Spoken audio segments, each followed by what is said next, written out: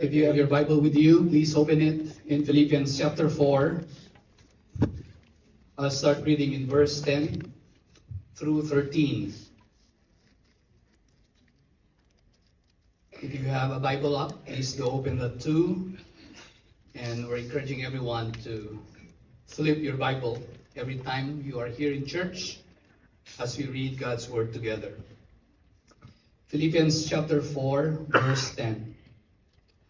I rejoice in the Lord greatly that now at length you have revived your concern for me. You were indeed concerned for me, for you had no opportunity.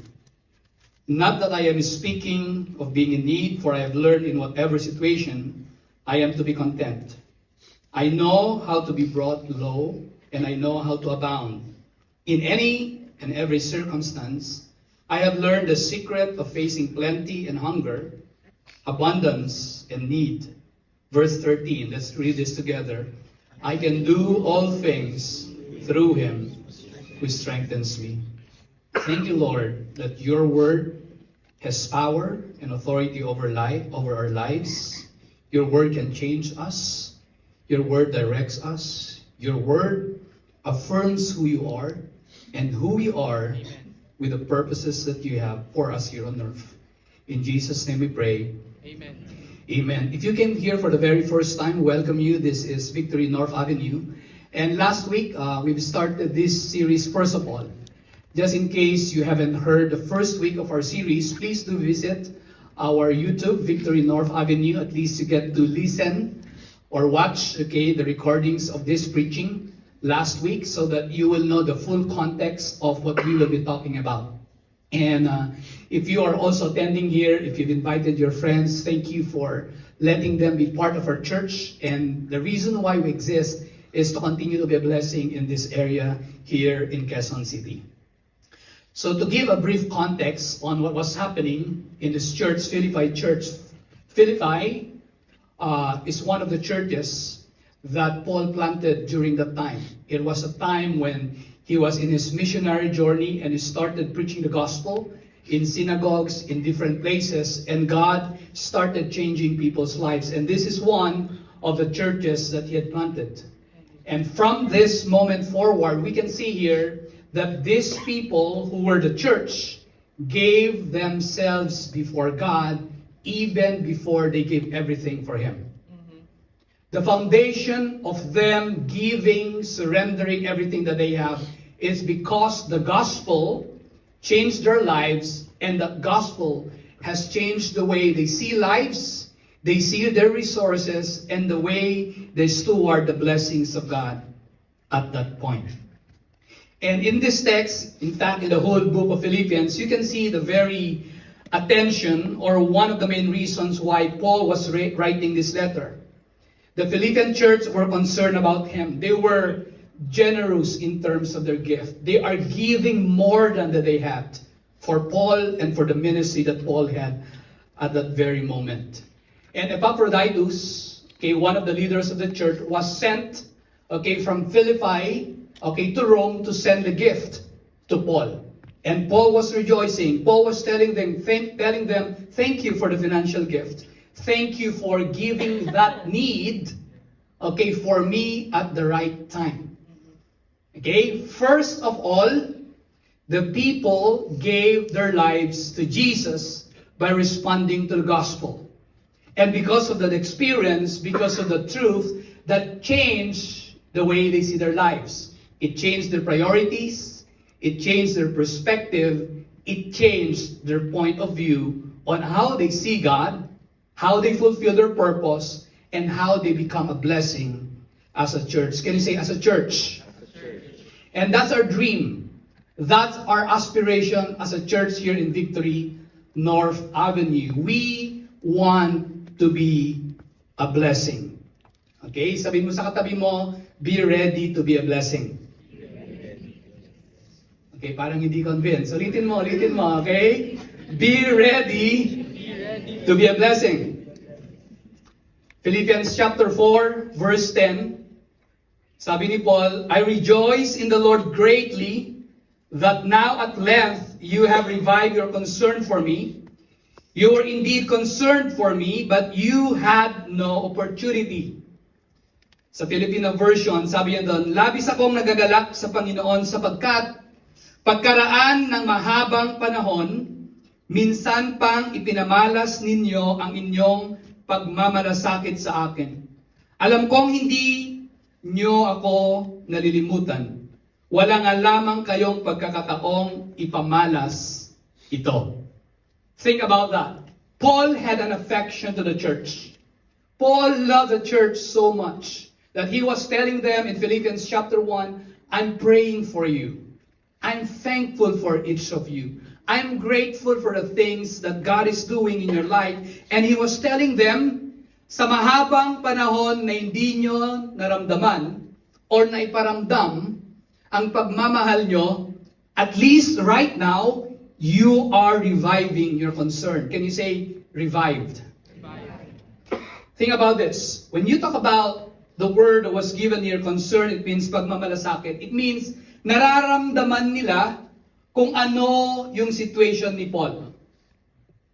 Okay? Alam nila kung ano yung situation ni Paul. He was in prison. He went through a lot. He was persecuted at the time. And the church was thinking about Paul. And because of what was happening, it challenged them to move forward and take a step of faith on how they can better serve Him for the ministry and task that God entrusted to them. Okay, their affection was reflected in action. Their affection was reflected in action. Hindi lang nila sinabi, alam namin ang sitwasyon mo. Ang sinabi nila, alam namin ang sitwasyon mo, pero gagawan namin ng paraan kung paano namin express yung concern na to. Kaya yung word ay pagmamalasakit. We have this concern. You have this concern for me. And he said this, you have revived this concern. Ipinamalas nyo muli kung ano yung pagmamalasakit na meron kayo sa akin sa simula. Right now, you are expressing this concern that is afresh in Christ. Okay, it's something that's revived. It's something that you have done before. When I think about this, it's like Paul was trying to describe the generosity, the life, the mission, the gifts that they sent before. And sabi niya kasi, sa mahabang panahon. Can you say mahabang panahon? Mahabang panahon. Now think about this. The reason why there was a revived concern, because from the beginning, the church has been involved in the ministry of Paul. Okay? Paul knew that they were the first few who supported him in the ministry because the purpose of the ministry is for the gospel to spread. And for the gospel to spread, he needed partners, he needed a community who will tell him, we are sending you, you are going, we are more than willing to take a step of faith in fulfilling that mission that God is doing in and through you, and we want to be part of it. Sabi ni Paul, from the beginning, you've been giving. You've been concerned. Think about this. Paul was saying, narinig niyo ba sa likod? Yes. You've been giving. You've been concerned. You know where I am. Until such time, in a moment, it was gone.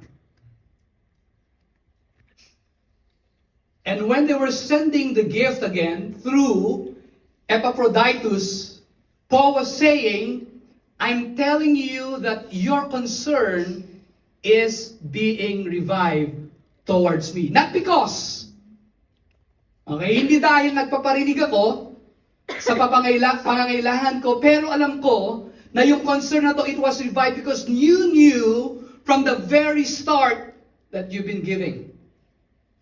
But along the way, there was intervals of dormancy in their giving.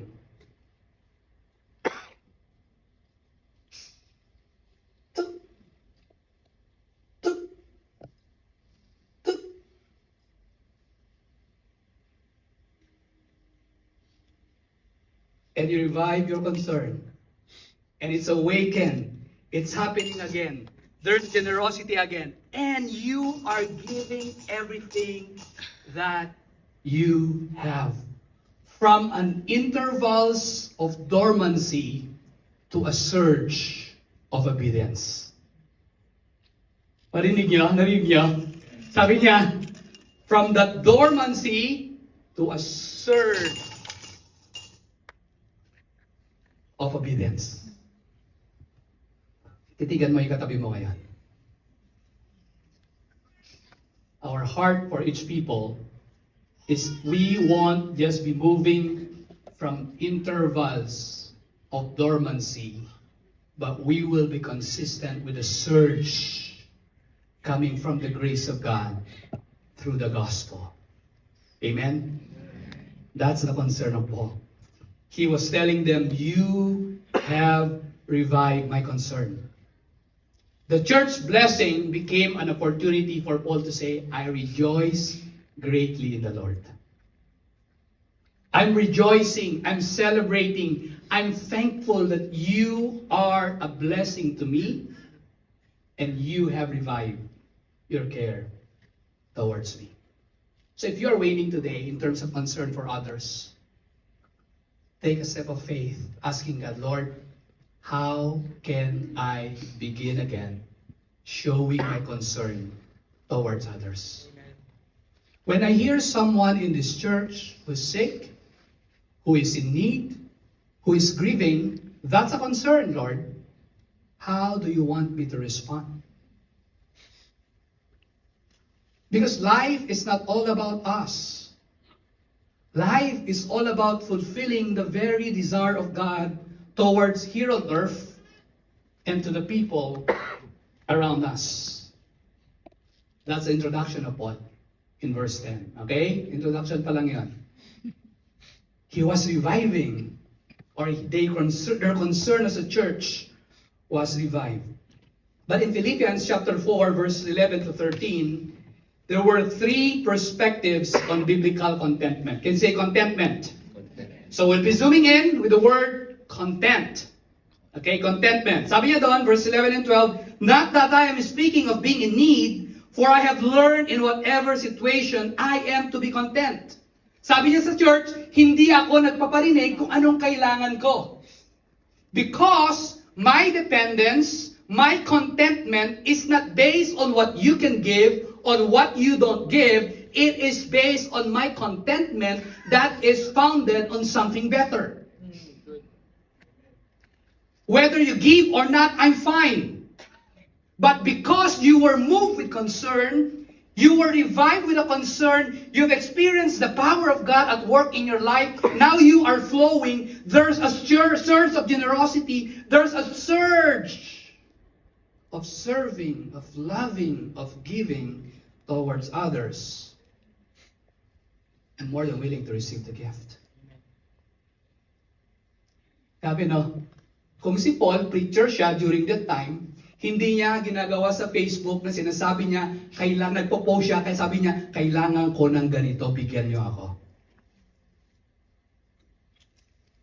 Hindi niya ipo-post yun na sabihin niya, yung leader namin, kailan? No, that's not his intention. His intention was this, now that you are revived because of the gospel, now I'm receiving the gift.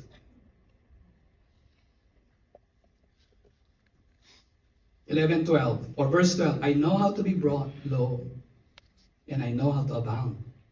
In any and every circumstance, I have learned the secret, can you say secret, of facing plenty and hunger, abundance and need. 11 and 12, Filipos, Tagalog, hindi ko sinasabi ito dahil sa kayo'y pinaghahanapan ko ng tulong. Natutunan ko ng masiyahan maging anuman ang aking kalagayan. Alam ko kung paano maghikahos, alam ko rin kung paano managana. Natutunan ko ang sikreto kung paano masiyahan sa anumang kalagayan sa buhay. Alam ko kung anong mabusog o ang magutom, ang managana o ang magdirap. Kumain na ba kayo sa KFC? Okay, nalaman nyo na ba yung secret spice? Okay. Ito, okay, sabi nila, ano yung mga herbs na yon na kailangan daw? Pero dininay ng apo or anak, okay, ng founder ng KFC. Sabi, hindi yan. Okay, sa pagkain, sinasabi nila, ano nga ba yung sikreto, bakit masarap yung ribs na niluto mo ng Christmas, pahingi naman? Meron ba kayo ganun, kaibigan?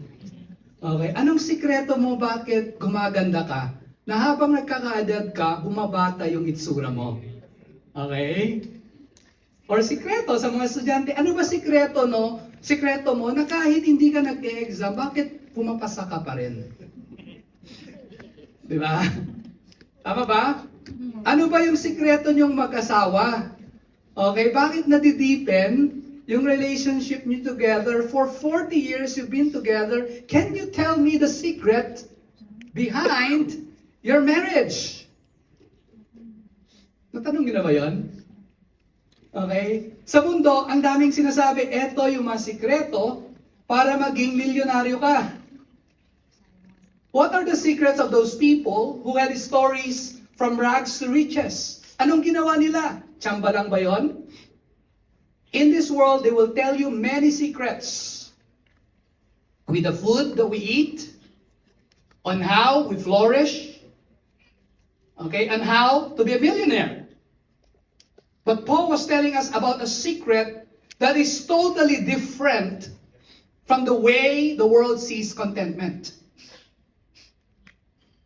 Is it possible that you have a lot of resources but you are not content in life? Is it possible that you lack something with resources yet you remain to be content?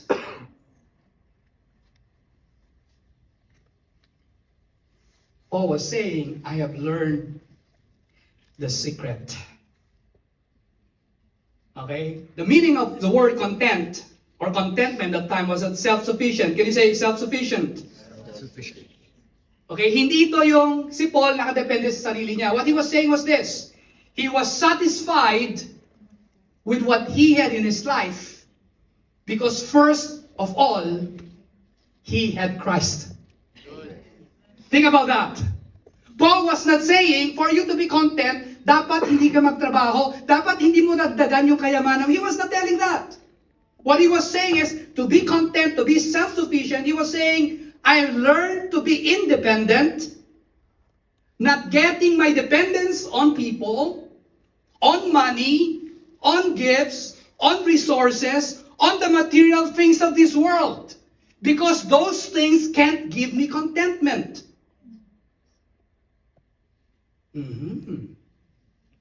What's with contentment? Paul was saying, I am self-sufficient for the very reason that first of all, I have Christ. Parang labo, no? But he said this, he was independent of others. He was independent of everything but Christ. Can you say, but Christ? Kaya sabi niya, I have learned the secret. Can we say that together? I have learned the secret. Some of you today, you're new to this church, and you are about to learn the secret of contentment. All of us today, we are learning, okay, what contentment is. When you look at the word, learn the secret, this is the only phrase that was mentioned once in the New Testament. It's only used here in the New Testament. Okay, ilan sa dito naging part na kayo ng club, ng organization, ng isang grupo, whether on campus or in your workplace? Meron ba kayo? Yeah. Meron ba? Yes. Okay, sagutin niyo ako. Meron ba? Okay. Okay, nung naging member ba kayo, pumasok kayo, sabi nila, oh tara, member ka na? No, right? There was an sign up, application, initiation.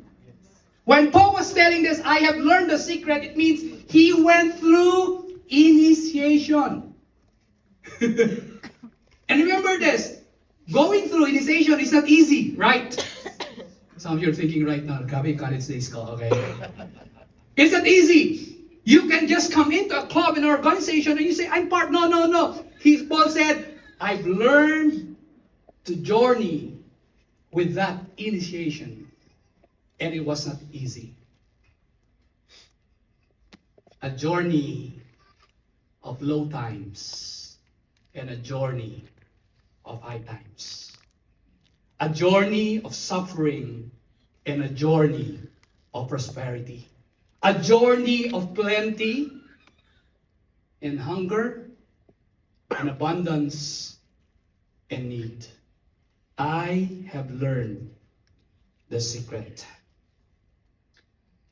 First reason or first thing about contentment. Contentment is learned over time. Contentment is learned over time. I have learned. Why? Because it's not a natural response to us to be content, right? Yeah. Isipin mo ngayon yung buhay mo. There are moments in your life that you are not content. Because your heart is so messy, your soul is so distracted, you feel disturbed, you feel uneasy. Think about this. Pag yung mga anak natin, in-enroll na natin sa school, kapag walang pera, minsan bugnutin tayong magulang. Tama ba? Okay. Sabi ko minsan lang, okay? Because we're learning. Some of you today, you have a hard time understanding contentment because you are at that point that you can't let go of what you have because you think like what you have determines your contentment. Some of the day we are wrestling with contentment because we know for sure that there's a need in front of us. When we don't know how to respond, we have a hard time grasping what it is like to be content in Christ. Because contentment is not a natural response.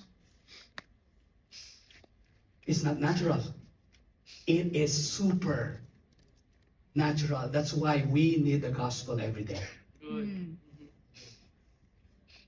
Even if you've been a Christian for 10, for 40 years, I would say we will be graduating because the reality is we will be wrestling with our hearts in terms of contentment. Contentment is learned over time. Nung tinuruan ko na mag-bike when I was 6, siyempre yung nanay ko yung bumili ng bisikleta. Okay? I started learning through training wheels. And through the training wheels, okay, yung unang ginawa sa akin, okay, sa patag muna. Okay, ganyan ako, patag eh. May training wheels. Hindi lang training wheels, pero yung, alam ko yung isang cousin ko, nakahawak sa likod ng upuan ng bisikleta ko. Kaya I was confident. After a while, tinanggal po unti-unti yung training wheels sa patag. To the point, na tinay nila, sige nga, patag yan eh. Try nga natin yung may slope. At least yung 30 degrees pababa. You know what I've learned that time? Nung binitawan ako ng cousin ko, after 10 meters, bumagsak ako. Of course, nagkasugat ako. Ang sakit nun. Meron pang mark dito. At alam ko yung mark na to, sinasabi, learning to ride a bike took me some time. I have learned over time on how to ride a bike. Kaya kapag nasa Burnham ako, sa Baguio, easy na lang. Because I have learned over time. Tama? Kung driver ka, bago kang driver, you'll be learning over time. Okay? Paunti-unti, alam mo kung may tama na yung sasakyan mo, left and right, kung nabunggo mo na sa harap, or sa likod, may dimple na, right? Okay? Kapag nag-park ka ng parallel parking or anong klaseng parking, medyo sanay ka nung una, nagasgas mo yung kotse ng iba. Pero ngayon, okay na because you have learned over time. Pero pag nagdadrive ka na, kahit sobrang galing mo, dahil may motorsiklo nag-show up to the left or right, may miss ka pa rin, right? Naka two wheels ride ka, di ba? Naka two wheels ride yung nasa harapan mo, binangga yung four wheels mo, ikaw pa yung may kasalanan. Because of the law. Di ba? Kaya sabihin mo, I've learned to be to the secret because left and right, you are out of control of the situation. Kaya sabi ni Paul, I have learned the secret over time. Tapikin mo yung sarili mo, over time to over time. In whatever situation. Kaya sabi ni Paul, I know how to be brought low. I know how to abound. Alam ko kung paano magikahos. Alam ko kung paano managana. Alam ko kung yung grades ko mataas. Yung pakiramdam na yon. Alam ko rin yung grades ko mababa kasi alam ko yung effort na in-exert ko. Alam ko, sinagot ako. Okay? At pinasted ako. And I have learned the secret. Alam ko yung situation na to, masakit. Pero alam ko rin yung situation na masaya. Alam ko ang mabusog. Alam ko ang magutom. Alam ko ang managana. Alam ko ang maghirap. Contentment is learned over time. That's why we need the gospel every day. Amen.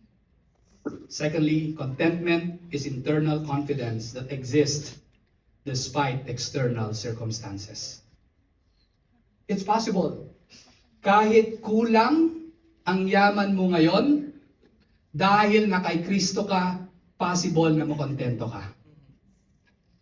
Kung mayaman ka ngayon at umaapaw ang kayamanan mo, posible din na hindi ka kontento. Posible din nang walang-wala ka at hindi ka makontento sa buhay. If your life is dependent on what we get and what we can get, then let's assess our lives today. Why?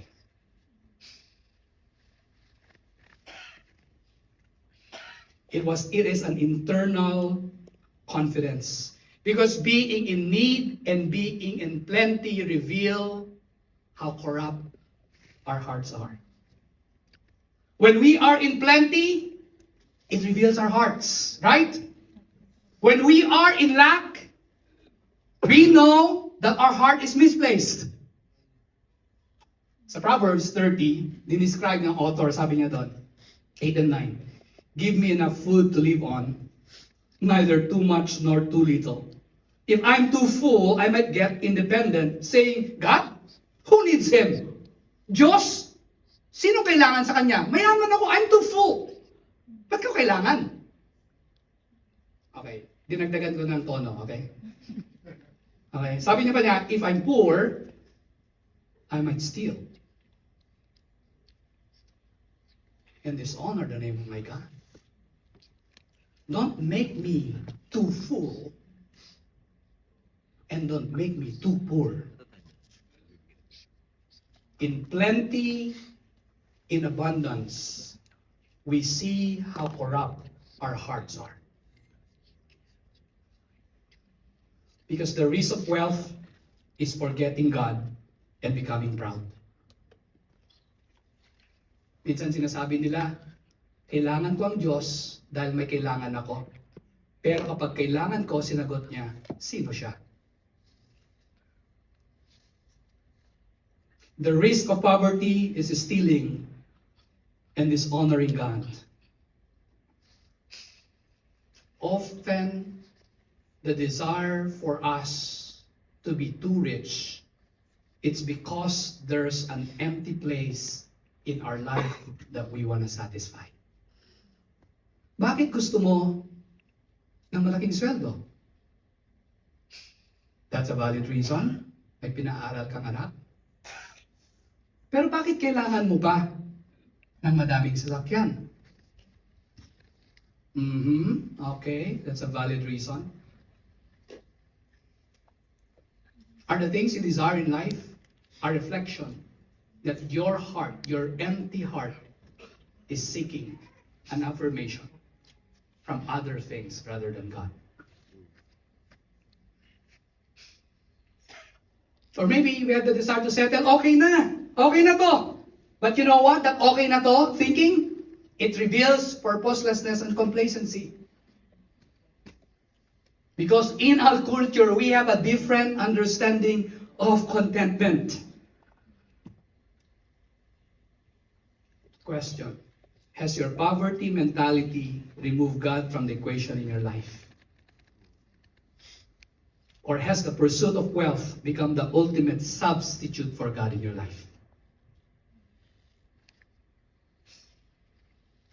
Contentment is not a happy-go-lucky thing. Kita nyo na yung mga tao, uy, kontento siguro sila. Happy-go-lucky. No. That's not biblical contentment. Or think positive. Isipin mo lang. Manifest lang. Okay? That's not contentment. Or okay na to. Accept whatever will come. Tiis na lang. That's not contentment. Tiisin mo na lang. Okay? Yan na yung kapalaran mo. That's not what God has for you. If you are here today, ang sinasabi mo sa buhay ko, tiisin ko na lang kasi ito yung content ng buhay, that's not what God have to say about your life. Because contentment is not trying for you to make tiis. Ayan na yung English ko. Okay? Para tiisin mo lang yung sitwasyon mo at hindi mo na gagawin yung purpose ni God sa buhay mo. You need to break that in your life.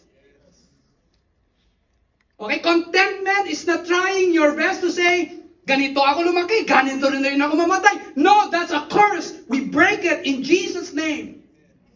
That's not for you. That's not your family. That's not for your children. That's not the kind of God that you serve. Or you don't say, I'm just coping up with life from within. No. Yourself cannot make yourself content. Loving yourself cannot make your life be content in every situation. Trusting your own self-discipline. Yan lang yung tirahin natin, step 1 and 2, pero after a while, hindi ka pa rin kontento. Because trusting your self-discipline, your self-worth, yourself will not tell you how content you are. Biblical contentment is not bahala na. No, it's not. Come on, it's not bahala na. Or hindi rin gulong ng palad. No, it's not. Don't be content with the gulong ng palad. Hindi yung pinaikot ni Lord yung buhay mo. No. That's not. Maging kontento na ako. Ito binigay ng Diyos. Wait. Is that the kind of life that He has promised in His Word? Hindi rin settle for less way of thinking. Because the moment we think that way, we define contentment on what the culture says than what the Bible says, then we are challenging the Word of God. Then we are opposing what God is telling in your life and in your future. Amen. Contentment is an internal confidence that exists despite external circumstances. Alam mo, kulang ka ngayon, pero deep inside of you, you know that I'm still confident. Alam mo ngayon, alam ko meron ka pa, hindi mo sasabihin lang, okay na to. Could it be that with what you have is the starting point of what God wants to in and through you so that you can fulfill His purpose? Let me say this to this congregation. Kung mayaman ka ngayon at may gift ka na mayaman, magpayaman ka pa at gamitin mo yung kayamanan mo para i-advance ang kingdom ni God. Use those resources. Don't limit yourself. Don't say, wala na. No. If God tells you, you have the ability to produce wealth, then make your money resources multiply so that those seeds that are multiplying will multiply opportunities for people to say, thank you, Lord, for this rich person who's giving his money, his resources to the church. Because of the church, the community is blessed. The community is getting to know Jesus. The community is hearing the gospel. The campuses are saving the students. Amen. They're being saved because of what God has for us.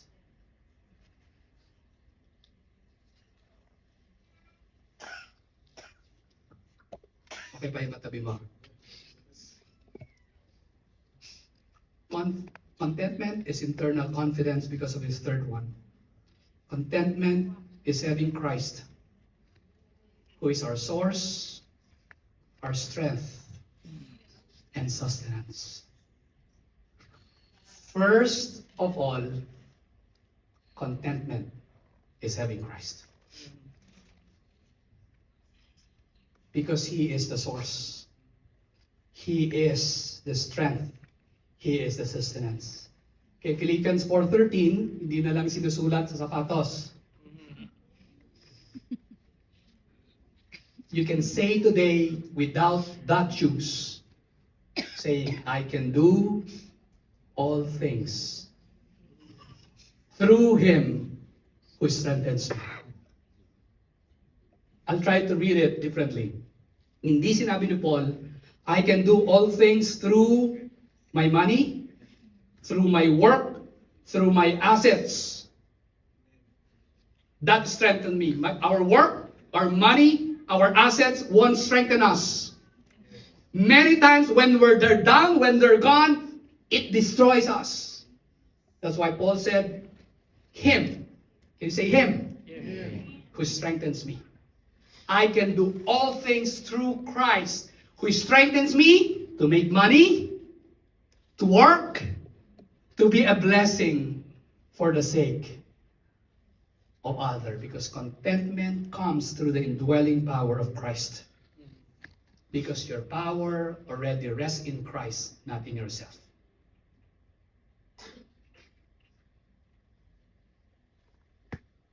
Contentment happens through relationship. And contentment flourishes not in isolation, but through relationship. Through our relationship with Jesus. Having Christ, who is my source, my strength, and sustenance. Can you say that with me? Jesus, you are my source, my strength, my sustenance. And let this be your internal confidence as you learn contentment over time. Amen? So, anong gagawin na natin bilang magulang, bilang mga tao na nagtatrabaho, bilang employee, bilang employer, bilang estudyante? The application. Because we know how to be content in Christ. And it changes the way we perceive life. It changes our point of view. It changes our priorities. This is how we respond then. Work diligently. Work diligently. Ang contentment, hindi niya sinasabi, huwag ka na magtrabaho. In fact, when you know that you are content in Christ, you will work diligently because you have the power of Christ in you. Work diligently. Sa mga estudyante, study diligently. Okay? May mga estudyante ba dito? Study. Aral tayo. You have the power of Christ. Secondly, be grateful for what you have. Can you pause for a moment? Think of one thing that you are grateful for.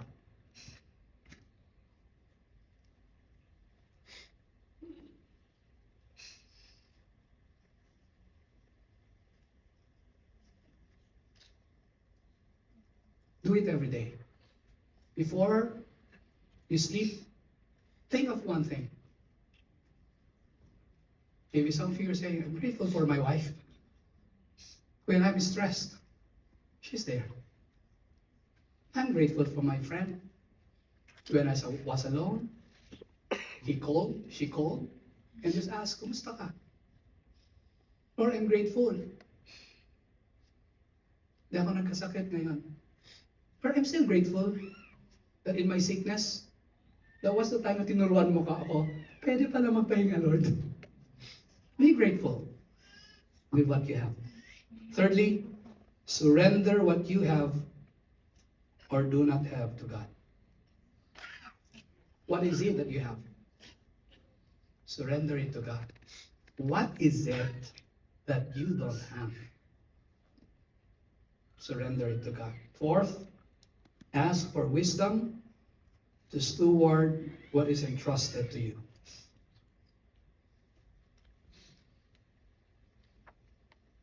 Isipin mo yung salin mo ngayon. Honestly, no, I know the news, I know. But think about your own salin. Is it positive? Is it negative? Is it in between? Sucks lang? Ask for wisdom to steward what is entrusted to you. And lastly, remember that God is your ultimate source. He is your ultimate source. Amen? He is your ultimate source.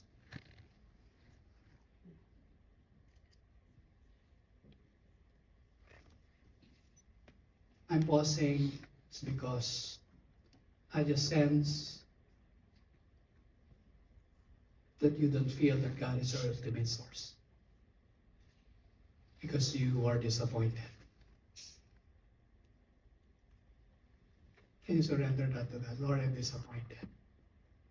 And many times, I don't see you as my source, as my strength, and my sustenance. Lord, I'm disappointed. Kasi ang pagkakaintindi ko, gagawa mo ng paraan, pero hindi nangyari. I am disappointed because you did not show up. And sometimes, God, it's hard for me to tell God. Some of you, you're not disappointed. You are in doubt. Lord, with everything that's happening in our nation, talaga? Well, our nation is not the source of life. I understand where we are, but God is our source. If you're doubting Him today, can you present that doubt before Him today? Lord, I'm in doubt. I'm in doubt. Some of you, it's fear. And God is saying, I'm setting you free with that fear. You have a fear of stepping out. Why? Because you had experience in the past where you tried it, but you failed. But God is telling, I can restore you. I know that during those times and seasons of fears, you seem like you've lost your dignity. I'm restoring your dignity. I'm restoring your reputation. I'm restoring your past, God says. Be free from that fear in Jesus' name. Be free from that fear. Some of you, you are afraid to lose something because you have been too dependent on the resources of this world rather than you being dependent to God.